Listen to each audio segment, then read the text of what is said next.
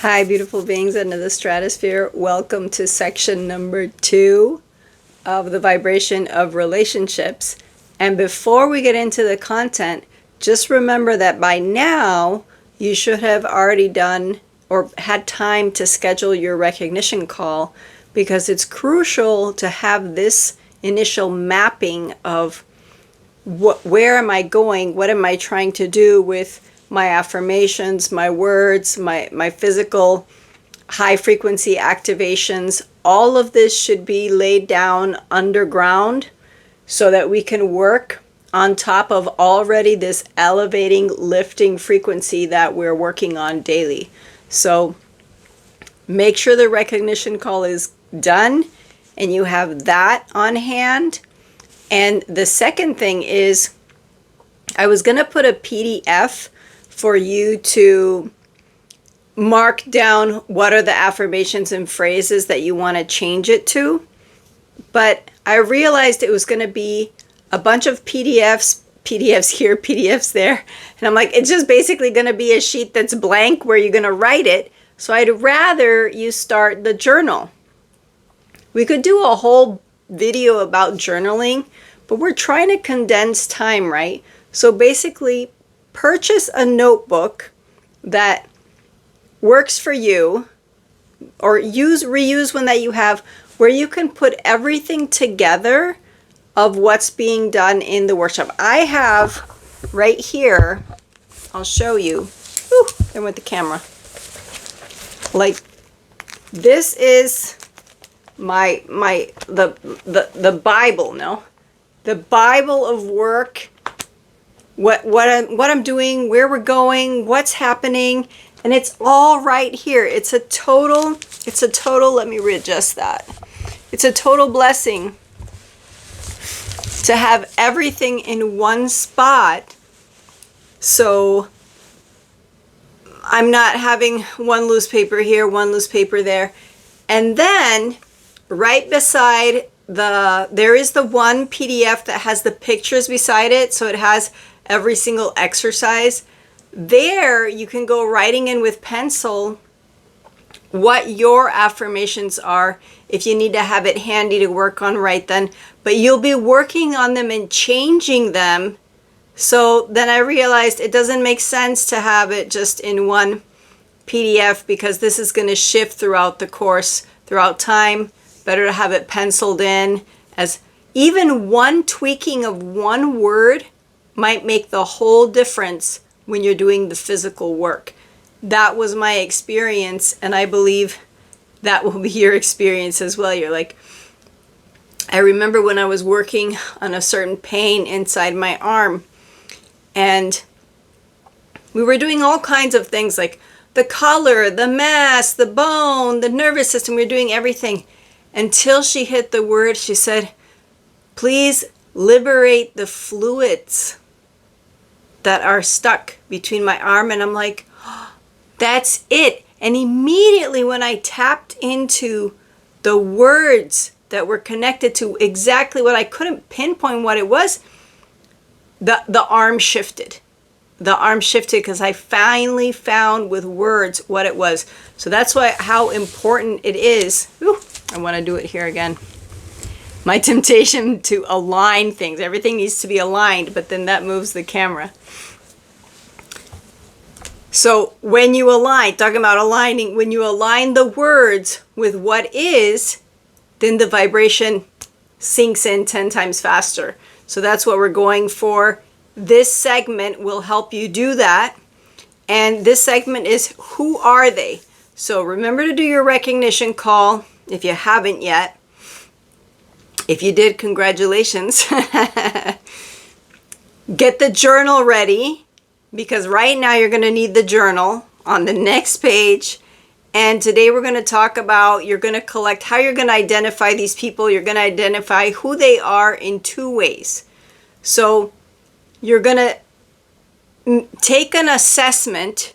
You might be here because of a person. So if that came out in your recognition call, then you already know exactly what your goal is and what you're dealing with. If relationship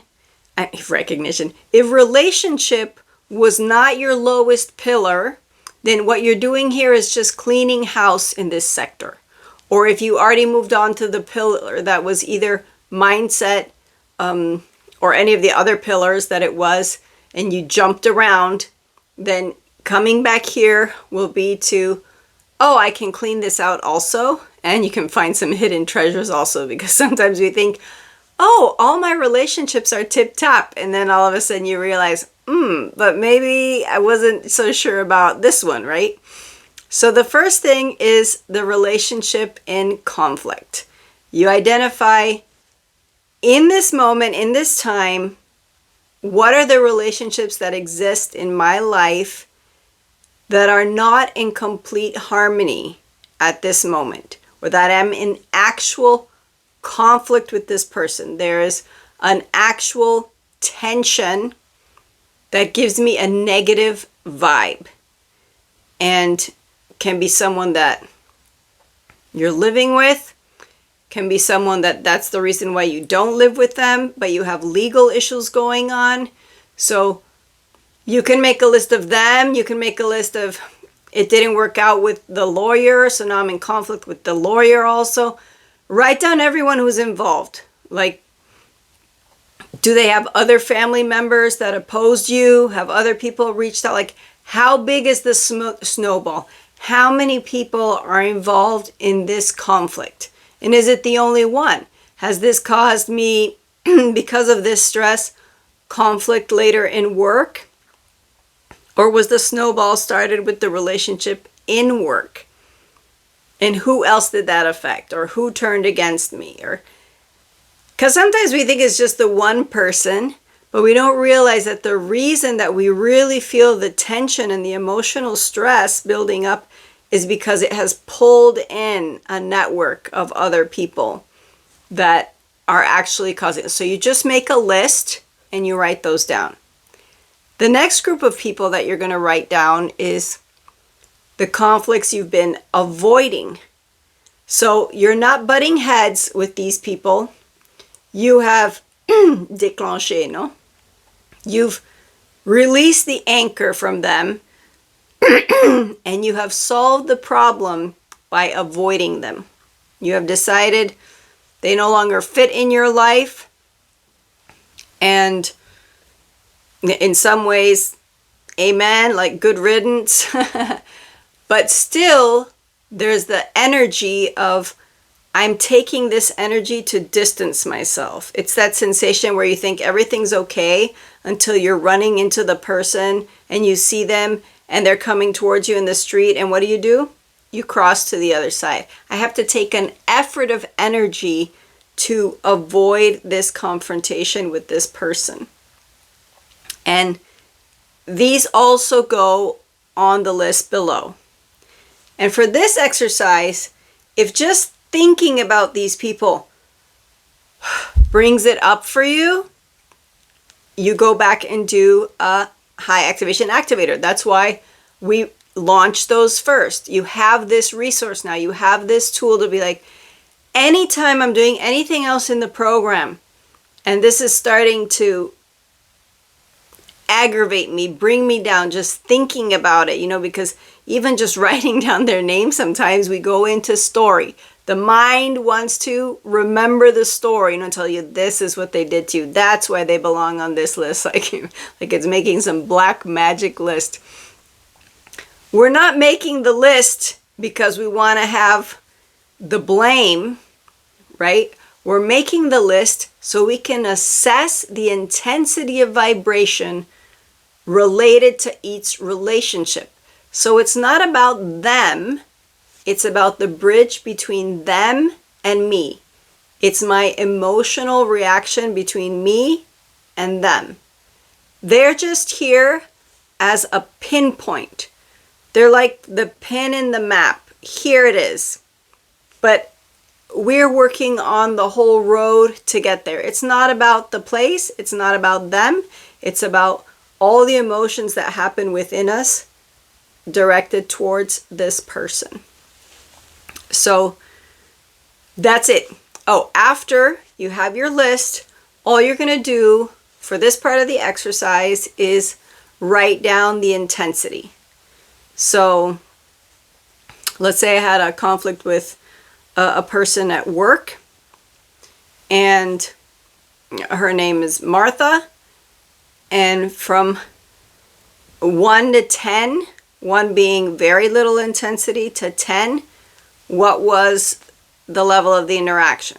I don't know what this woman's name was, but for example, and why she jumped to me, because I normally have never had like confrontation in situations. This is normally not the vibe that I attract in work. This was a very isolated incident, and I think it was mostly based on the time frame of our job, which was very early in the morning at 5 a.m., and the fact that she was a much older woman. And so it was a cleaning job, and she kind of expected me to do the majority of the part, and I was tired of doing all the grunge work, right? Like, she was vacuuming all the areas. We used to clean the Borders bookstore, and she would vacuum and do all of that. And the agreement was that 1 cleaning session, 1 does the vacuuming, 1 does the bathrooms and the kitchen, and then the next time you switch. No? Well, it turned out that after 1 or 2 times that we switched, she decided that she didn't want to do the restrooms anymore. So I said, fine, I'll do it, right? No big deal. And then she decided she didn't want to do the kitchen anymore. And then there were things like just taking the smoke break and etc. And I was there one morning working, and she told me that the restrooms were not done, and I said, I don't think it's fair, that I have to do all of the grunge work. And she went into something with me, and to avoid the conflict, I left. But the energy that was left between me and that woman was never resolved, because I put down my mop. I was mopping the kitchen at that point, and I left. I said no, right? Everything was fine, but there was some point, something happens, where I saw that there was not going to be able to be a conversation for this person to understand, and my boss wasn't there. She wasn't the boss, but the boss wasn't there. I loved working with my boss. We cleaned the first few months together, and everything was fine until she told me she couldn't continue, and she found her mother-in-law to replace her, and that's when the problems started. So everything normally, even in work, is relationships. And she just called me. She was totally shocked because we got along so well, and she said, what happened? I heard that you left. And I said, this is what happened. And she said, well, I can't go back myself. So I said, well, you're going to have to find someone else to replace me, because I'm not going to go back and do all of the work unless I'm going to get more of the pay, right? That would have been the exchange. But at that moment, I was kind of already done. So here is the energy. There's my little story thrown in for your entertainment. That the intensity, I would say, was around a 9 for this column. For me to feel so strongly about it that I had to leave, and I never dealt with it afterwards. I never got an apology or worked through it. It's kind of just building until I said, well, that's it.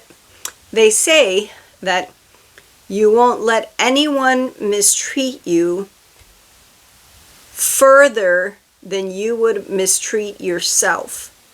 So I actually reached a point in this work relationship where I said I wouldn't even accept that. That's how much I was willing to tolerate for myself, that I would self-impose on myself, which was pretty long. I lasted at least a month. Now, we didn't clean every day, but that was, I I was convinced it was a really good job at the time, as far as I was concerned. And I didn't have an issue with the cleaning. It was that, no, there's another whole sidebar. No, it was the knowledge that someone else was getting out of it with no real excuse except the fact that they didn't like to do it. And taking advantage of my good nature and my willing nature to be like, okay, it's okay, I'll do it, no? But then you're expecting, since you're doing someone kind of a favor, that's what I felt, you're expecting some kind of retribution or for them to treat you kinder or better or something because you're doing them this favor. But when you don't receive that, then you realize that it's not worth it.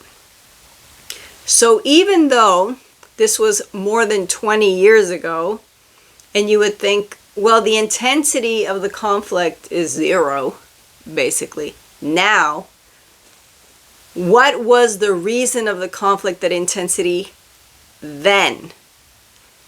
That's where I'd say that was almost a level 9, bordering a 10. Because for me to walk out on someone, that's how I identify that level of conflict. Just to help you give an assessment of, okay, I wrote down my 10 names. You can write, you may not have that many, right? Maybe it's just 5.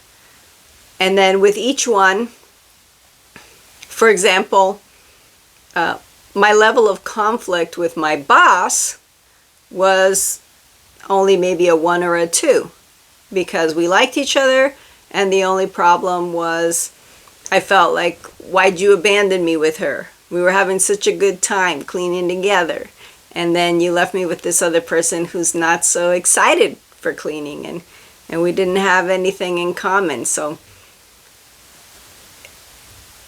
there was no comparison, even like the difference of intensities.